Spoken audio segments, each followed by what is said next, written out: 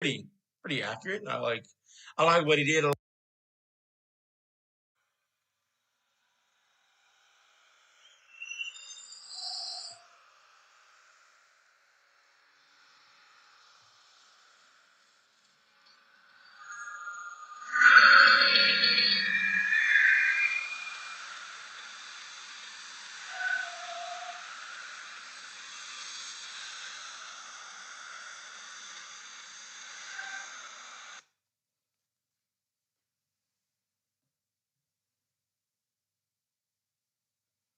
Ladies and gentlemen and ladies, welcome back to Oilers After Dark.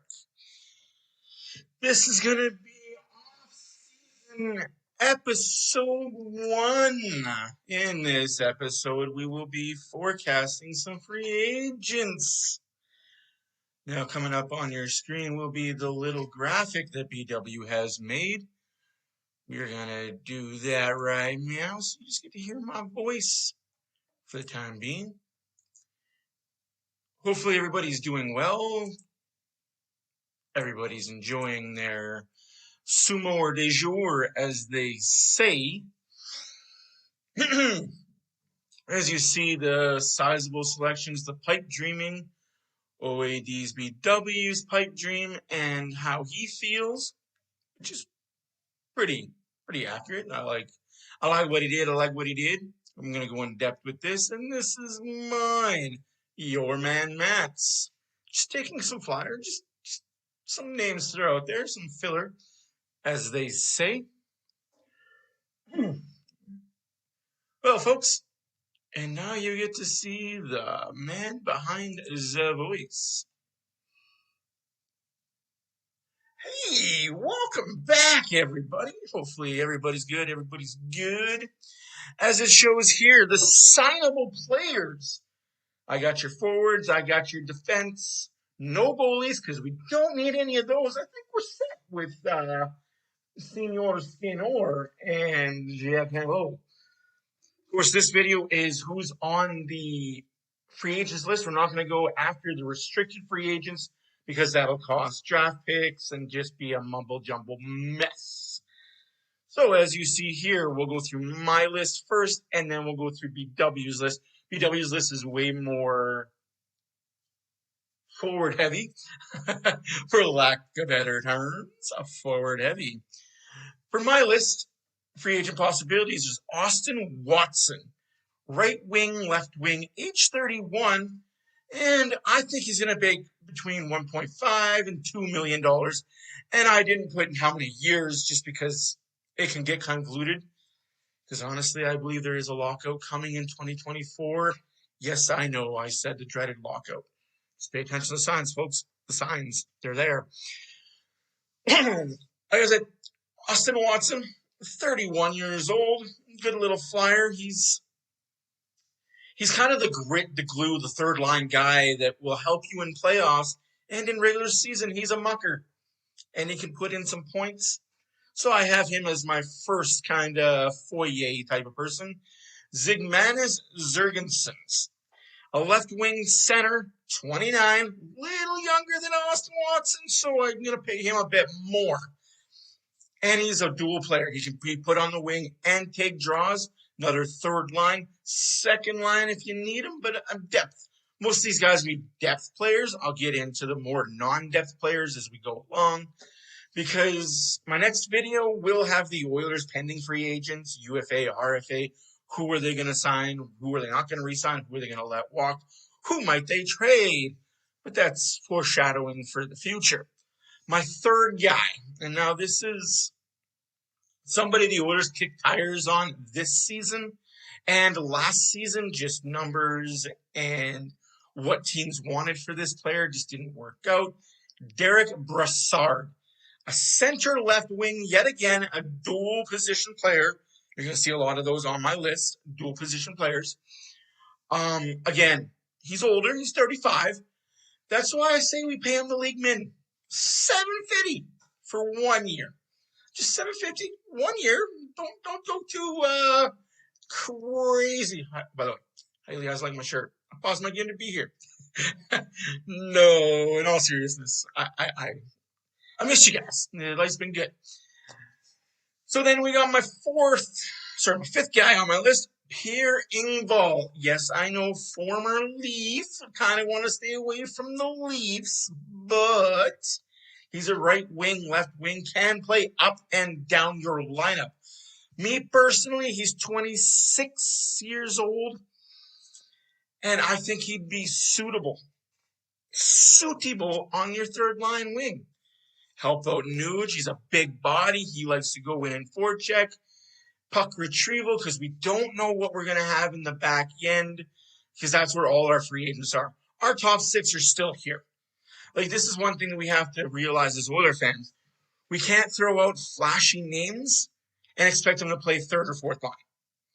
We have two top lines already. Our top lines are not going anywhere. McDavid here, Kane here, Hyman here, Draisaitl here, Hopkins here, Yamamoto might not be here. But other than that, we need depth help. So I don't have flashy names on my board.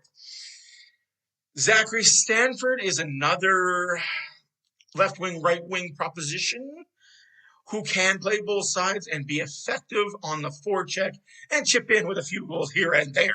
And again, $850, nothing too crazy. 1 year, excuse me.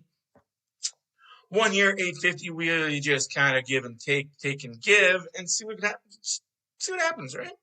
What's the worst going to happen? We take a flyer, it doesn't work. Then we go on to the 6-year names on my list. Gustav Nyquist, 33, so he's still kind of prime, kind of not really. But he plays left and right wing again, can be on both sides of your center. He can play top 6 minutes. He's been known to be able to play top 6 minutes and score, produce, which the Oilers were lacking in the second round of these playoffs. I can't believe we're in the third round. But I digress. We were lacking depth scoring in the playoffs, and I believe Nyquist could be the answer to some of these problems. 2.75, though. That's not going to be that's going to take up a good chunk of your 5.9, I think the Oilers have. I think the Oilers either have 5.9 or $5.75 million cap space. They do have to re-sign players within that cap, so I'm not going super crazy in the free agency until I find out who they're going to keep and who they're going to let go, which again will be in the next video where we do discuss all things good, bad, and indifferent. So moving on to the next player on the list, a 28-year-old Max Domi. Now, Max, he is 28. He can play center. He can play wing. Left wing primarily, but I have seen him play right wing as well. He's going to fetch a pretty penny in free agency. I think you can get him for 3, maybe 3.5. But once he hits that $4 million, adios amigos, say. Then we have Eric Haula, 32's kind of getting up there in age. He can play center, left wing, again, depth. But because he did produce this year and he is a producer, I put him at 2.75, sorry. What's the worst, right? Like, just throw a feeler at him, throw some money at him, see if he budges. I think now because Ekholm is here, a lot more players are willing to come to Edmonton.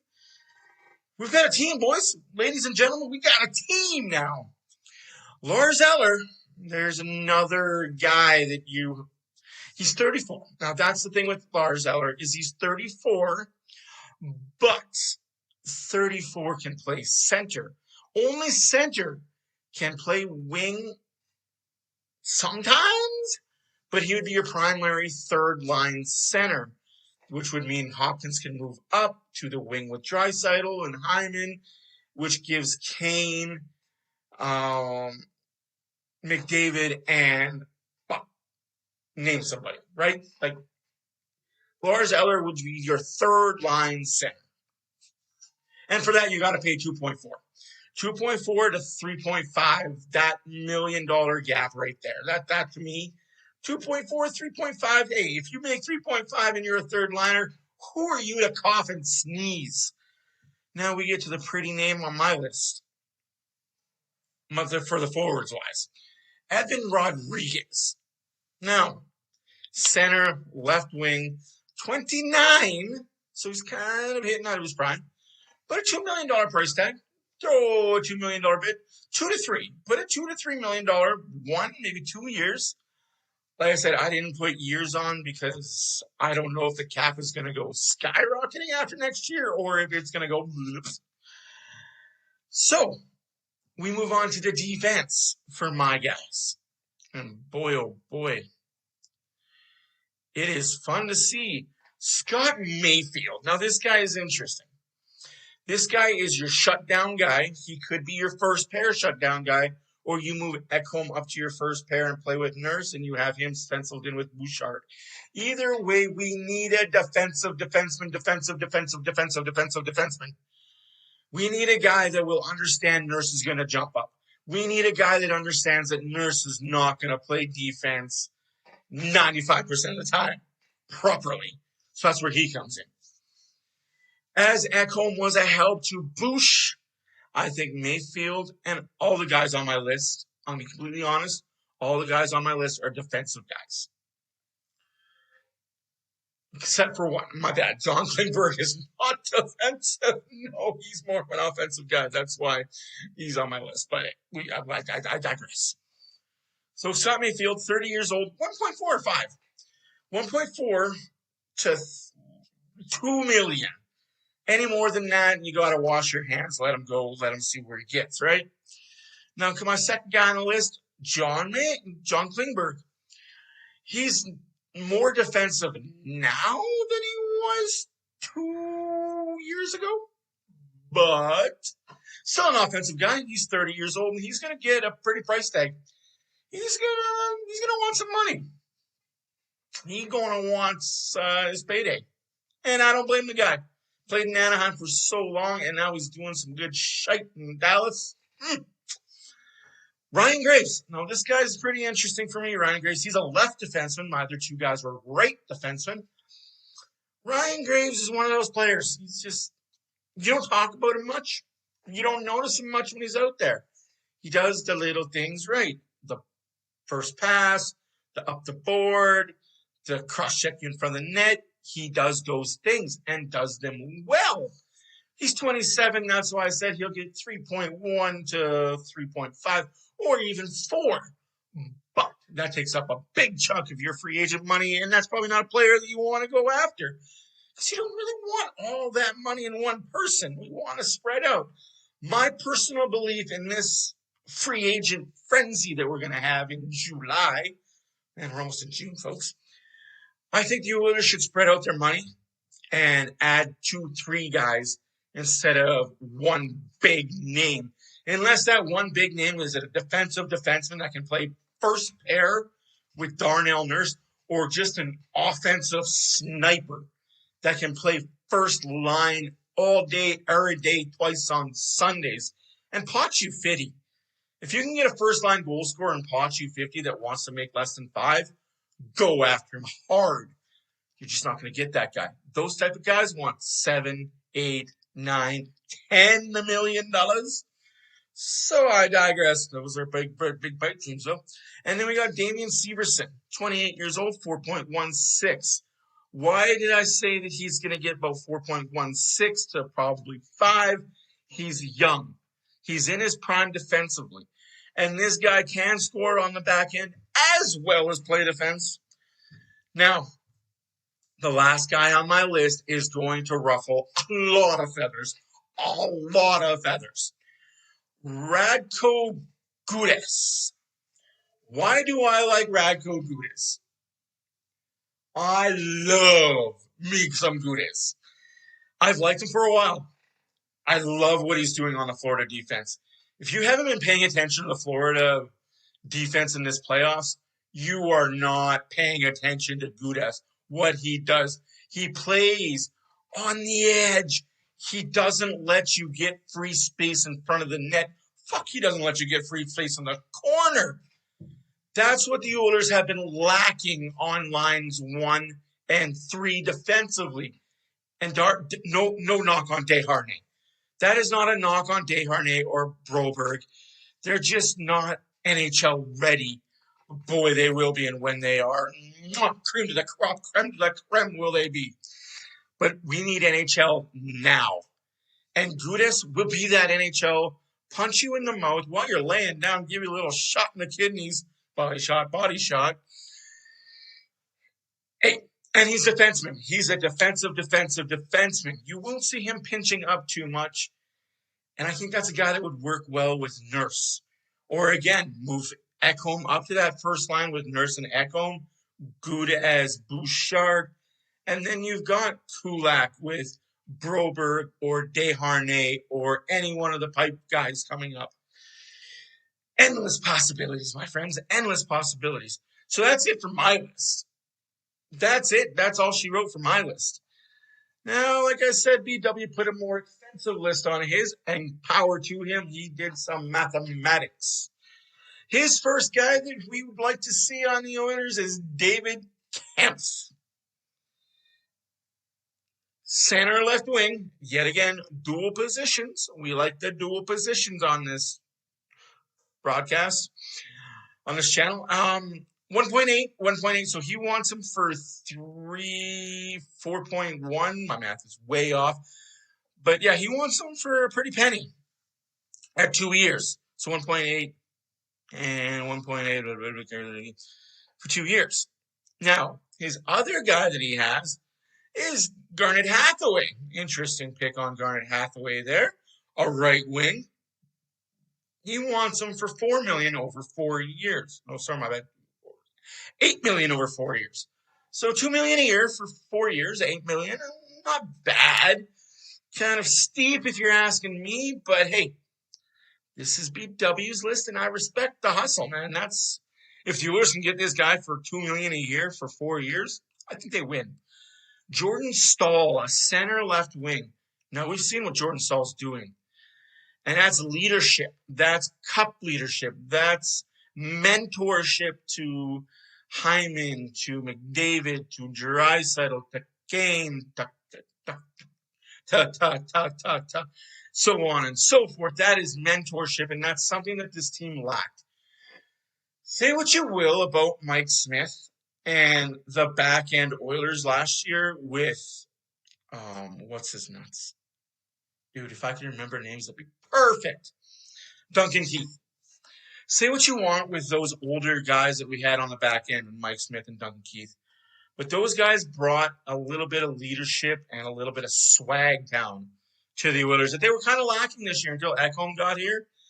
But Ekholm can only do so much, and playoffs are a whole different animal. I think if we get 2 or 3 more good vets that have leadership in this core, we got years of success.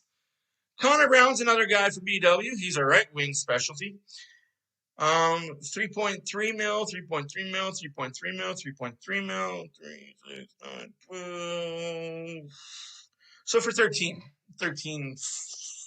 2. But that's over 4 years. That's still a bit pricey. But hey, you get what you pay for, though. Connor Brown is a Connor Brown. That guy, he will be, I don't see him as a top guy. Could scribble into the top 6. I mean, hey, we've played Yamamoto in the top 6, am I right? Again, his 5th guy on the list, Sean Monahan. Now, again, Mr. Monahan, he's just a center, but can play wing to wing in a pinch. But he wants him 1 year at a $2 million price range. Not too shabby. And we all know Sean Monahan can score when healthy mentally. I think playing in Calgary shot his mental well-being. Playing in Montreal this year, he was good. He was good for the Canadiens.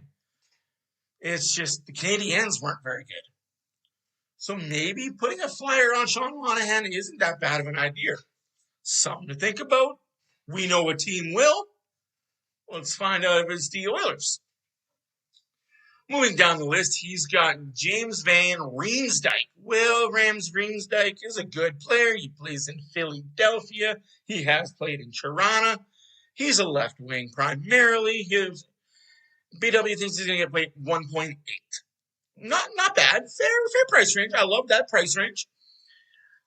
And I'm not mad about any of this. I like what I'm seeing. If the Oilers can pull off this switcheroo tracky, if the Oilers could sign some ink and make some contracts work, man, I'd love to see a lot of these players on the Oilers. But hey, there's only a certain amount of cap space and only a certain amount of cap rosters. His 1, 2, 3, 4, 5, 6, seventh guy, Max Pacioretty, left wing, $1.5 million. I get the sentiment. I understand why. My issue is injury problems. Are we going to get a healthy Patches? Or are we going to get a banged up, hurt Patches? Again, not a bad choice, not a bad price range. I like it. But what are you going to get in it? His next guy is Nick Foligno. Right wing, left wing. Can play both sides of the center line. $1.2 million again with Nick Foligno. Are you going to get the pre-All-Star game Nick Foligno where he was on fire for the Maple Leafs? Or are you going to get the Nick Foligno that was with Boston this year and post-All-Star break with some Maple Leafs? Not good, but who knows? Put him in the right place. Fourth line grinder. Might work out. And this is a guy I don't ever want to see on the Edmonton Oilers, Corey Perry.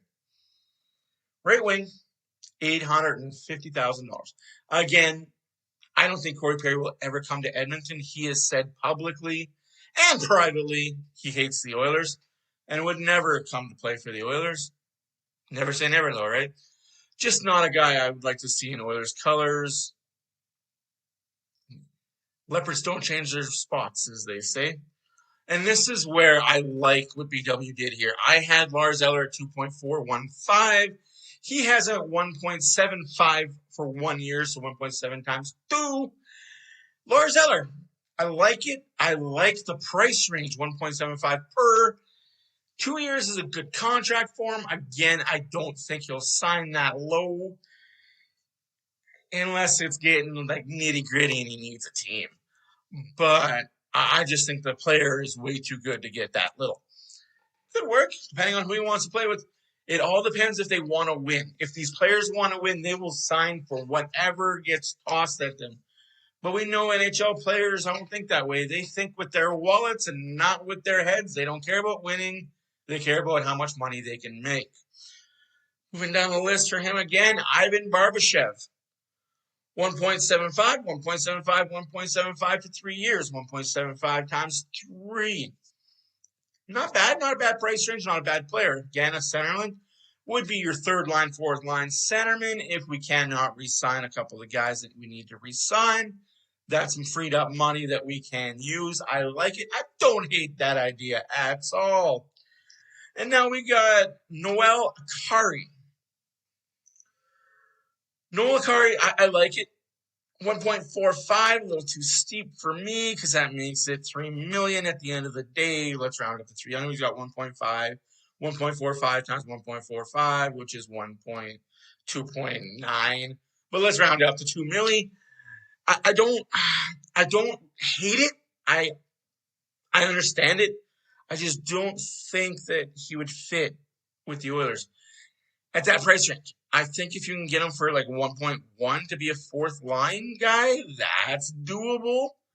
But again, we're looking for fourth liners. We're looking for fourth and third liners. He wants to play up in the lineup as he did in Toronto. He started out as a third line mucker, ended up being a pretty good secondary goal scorer. I don't hate it. I like it.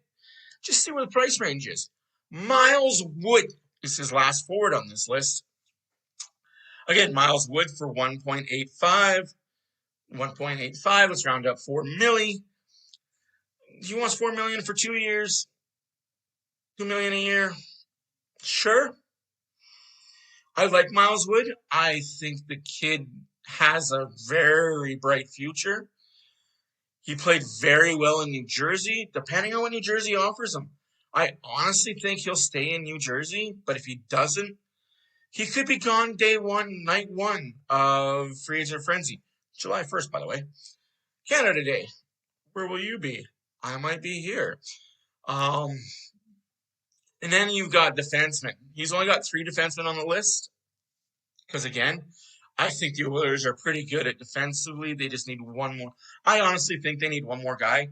Move out the Cody Ceci contract if you can. If not, then you have still Cody Ceci. And get another guy. Scott Mayfield, again, Mike put him already. I already explained why Scott Mayfield works. Radko Gudas, again, but for BW, he wants these guys at 3.75, 3.75, 3.75. Let's round up and make it 9 million. Sorry, my bad. Round up and make it 11. 11 million over 3 years. That's a little too steep to me, but we gotta do what we gotta do, folks. And for Gudas wins a cup. Who knows what would happen? Maybe he takes less. Maybe he takes more because he's won his cup. He's like, hey, I've got mine. Let's go get that dough. Let's go get that money. Let's go get that mun, as some people say. So he's going 3.3, 3.3, 3.3 for 3 years. 9.9. So we'll round up to an even number, 10 million. Not bad, 10 million over 3 years. Again, do the Oilers want to spend that kind of dough on a defenseman? Knowing that Bouchard is also going to get paid. And his third and final guy on the list is Luke Schenn. Again, I don't know what you're going to get out of Luke Schenn. 1.6 for 1 year. Is he the Luke Schenn that played in St. Louis and won a cup and then played in Tampa and won a cup? Or no, he wasn't there for St. Louis. My bad. He was there for the Tampa. My bad on the St. Louis. Don't crucify me, please. We're not all perfect. But he did play well for Toronto this year. Unfortunately, Toronto had a lot of turmoil that happened and have a lot of turmoil now that's happening. And if you guys want, we can get into a video of that. This is an Oilers channel. I'm not going to rag on a dog when he's already been kicked and burned. But that's it. That is all I have for you guys. So yeah, what are your thoughts? Do you think